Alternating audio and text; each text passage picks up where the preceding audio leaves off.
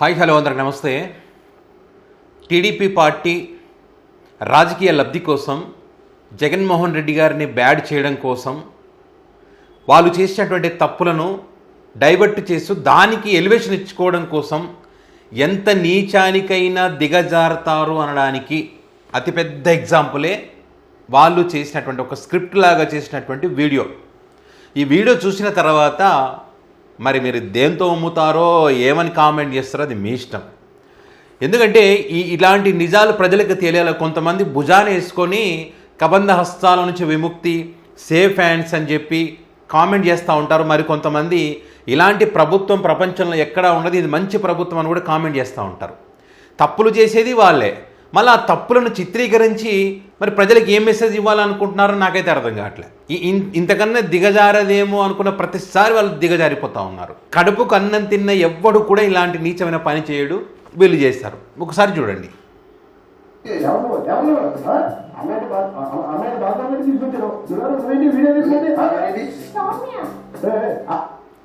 కాకినాడ తుని ఘటనకు సంబంధించి తెలుసు కదా, నేషనల్ వైడ్గా చర్చ నడిచింది. ఆ నారాయణరావు అనే వ్యక్తి టీడీపీ పార్టీకి సంబంధించినటువంటి వ్యక్తి ఒక తోటలో దొరికిపోయాడు. టీడీపీ పార్టీకి చెందినటువంటి వాడనే ఆధారాలు కూడా బయటకు వచ్చినాయి. కేసు పెట్టడం జరిగింది. ఆ తర్వాత కోర్టు దగ్గరికి తీసుకుపోతుంటే చెరువులో దూకాడని చెప్పి అక్కడ ఏం జరిగిందో మనకైతే తెలియదు. ఇక్కడ విద్యాశాఖలో ఫెయిల్యూర్స్ ఉన్నాయి, ఇక్కడ పోలీసుల పనితీరులో కూడా ఫెయిల్యూర్ ఉన్నాయి. మొత్తానికైతే చెరువులో దూకి చనిపోయాడు. సో ఆ ఎపిసోడ్ అన్నీ కూడా వీళ్ళ తప్పిదాలు ఉన్నాయి. ఆ తప్పిదాలను మళ్ళీ ఇక్కడ సిగ్గు శరం అనేది ఉండాలి కొంచెమైనా. ఇక్కడ చాలా ఇది సెన్సిటివ్ విషయం అని తెలిసి కూడా ఆ జరిగినటువంటి విషయాన్ని, ఆ అమ్మాయి తోటలో ఉన్న విషయాన్ని ఆ వీడియో తీసి పెడతాడు ఎవడైనా? మీరు స్క్రిప్ట్ చేయడానికి ఇదే దొరికిందా? ఇంత సెన్సిటివ్ మ్యాటరు వైసీపీ వాళ్ళు కూడా ఇది టీడీపీ పార్టీకి సంబంధించినటువంటి వ్యక్తి అని తెలిసినా కూడా సోషల్ మీడియా వేదిక ఆ వీడియోలు ఉంటే వాళ్ళన్నీ కూడా డిలీట్ చేశారు. ఎందుకంటే జీవితాంతం ఆ అమ్మాయి వీడియో చూసి బాధపడకూడదు. రూల్ కూడా ఉంది కదా, మన న్యాయ వ్యవస్థ ఏం చెప్తుంది? ఇలాంటి ఏదైనా జరిగితే వాళ్ళ పేర్లు కానీ వాళ్ళ ఫోటోలు కానీ బయట పెట్టకూడదు. అది తెలిసి తలలు తీసే చట్టాలు తెస్తామని చెప్పి, మేము దలుచుకుంటే మస్తు రోజు శిక్షలు పడతాయని చెప్పి, ఇది జగన్ పాలన కాదు చంద్రబాబు పాలన, సిబిఎన్ సీరియస్, పవన్ కళ్యాణ్, ఇట్లా వీళ్ళ పేర్లు చెప్పుకొని వీళ్ళు పెద్ద పెద్ద డైలాగులు కొట్టి ఈ రకంగా వీడియోలు చేస్తూ ఉంటే మీరు సపోర్ట్ చేస్తారా? భుజాల మీద చేసి ఫోటోలు దిగుతారా? మీరా ఆడపిల్లల్ని కాపాడేది, మీరా మహిళలకు రక్షణ ఇచ్చేది? తప్పు చేసింది మీరే. ఆ తప్పుకు సంబంధించి మళ్ళీ దాన్ని వైసీపీ పార్టీ అంటే జగన్మోహన్ రెడ్డి ఇక్కడ వచ్చి వాళ్తాడంట. సిగ్గుందారా కొద్దిగా మీకు వీడియో చేయడానికి? జగన్మోహన్ రెడ్డిని తిట్టడానికి, జగన్మోహన్ రెడ్డి గురించి మాట్లాడడానికి 1000 సమస్యలు ఉన్నాయి, 1000 కారణం, వాటిని స్క్రిప్ట్ల రూపంలో చేయండి. సైటేరికల్ ఇంకో రకంగా తిట్టండి జగన్మోహన్ రెడ్డిని, మాట్లాడండి, వైసీపీ పార్టీ గురించి మాట్లాడండి. ఇది చేయడానికి కడుపుకు అన్నం తింటారా, గడ్డి తింటారా? మీరు మీ ఇంట్లో ఆడపిల్లలైతే మీ వాళ్ళకి ఇట్లా ఇంట్లో జరిగి ఉంటే కనుక ఇదే రకంగా పైన వీడియో పెట్టి కింద ఈ రకంగా స్క్రిప్ట్ చేస్తారా మీరు? ఇంత దారుణం చేస్తున్నారు కాబట్టి వీళ్ళకు ఓట్లు వేసి గెలిపించే కూటమి అధికారులకు రావాలని చెప్పి కష్టపడ్డ వాళ్ళు ముఖమే ఉమ్మిస్తున్నారు. సిగ్గు శరం ఉందారా మీకు? ఇలాంటి దారుణాలు చూడడానికైనా మేము మీకు ఓట్లు వేసిందని చెప్పి ప్రజలారా గమనించండి. మీరు ఈ సమస్యలకు సంబంధించి ఇక్కడ స్క్రిప్ట్ చేయట్లేదు. వాళ్ళు ఇలాంటి వీడియోలు చేయొచ్చా? ఆ అమ్మాయి జీవితాన్ని బదారణ పెట్టొచ్చా? జీవితాంతం ఇది చూసి ఆ పిల్ల కుల్లి చావాలా? ఇది మంచి ప్రభుత్వమా? సేమ్ దింపారు యాజ్ టీజ్గా. అది ఎట్లా ఉందో దానికి అనుగుణంగా వీడియో తీస్తారు. ఇక్కడ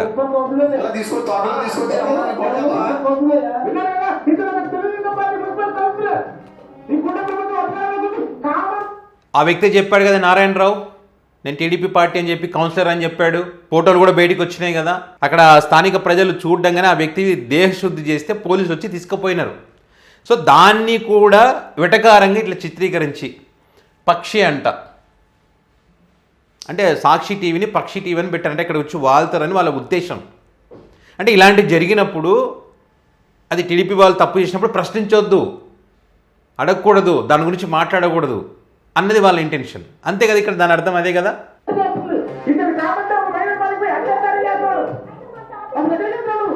ఇంత నీచమో చూడండి. మైనర్ బాలికకు సంబంధించిన ఎపిసోడ్లో వాళ్ళు అడిగిన దాన్ని కూడా ఎటకారంగా చేస్తున్నారంటే ఇంకా వీళ్ళంతా దుర్మార్గులు, వీళ్ళంతా నీచులు ఎక్కడైనా ప్రపంచంలో ఎక్కడైనా ఉంటారో చెప్పండి. అంటే ఫైనల్గా వీళ్ళు చెప్పదలుచుకుంది ఏంటంటే, ఇక్కడ ఈ వ్యక్తి ఇప్పుడు కొడుతుంటే పోలీసులు వచ్చి తీసుకుపోతారు, కార్లు ఎక్కించుకుంటారు. అది ఎక్కిన తర్వాత ఒక్కసారి చూడండి ఆ ఘనకార్యం కూడా.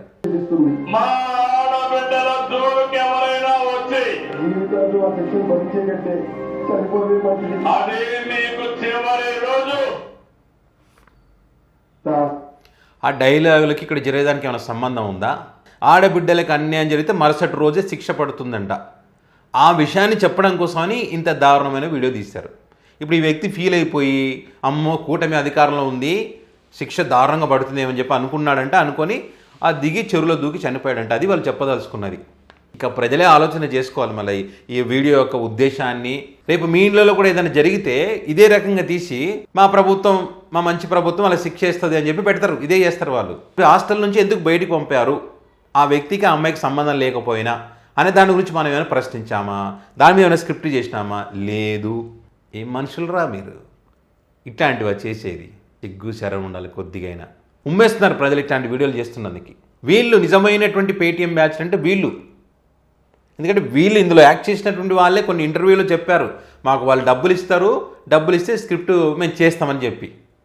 అంటే వాళ్ళ ప్రమేయం లేకుండానే వాళ్ళ అఫీషియల్ పేజీల్లో ఈ రకంగా వీడియో తిప్పుతారా? నిజంగా చేతులెత్తి దండం పెట్టాలి ప్రభుత్వానికి.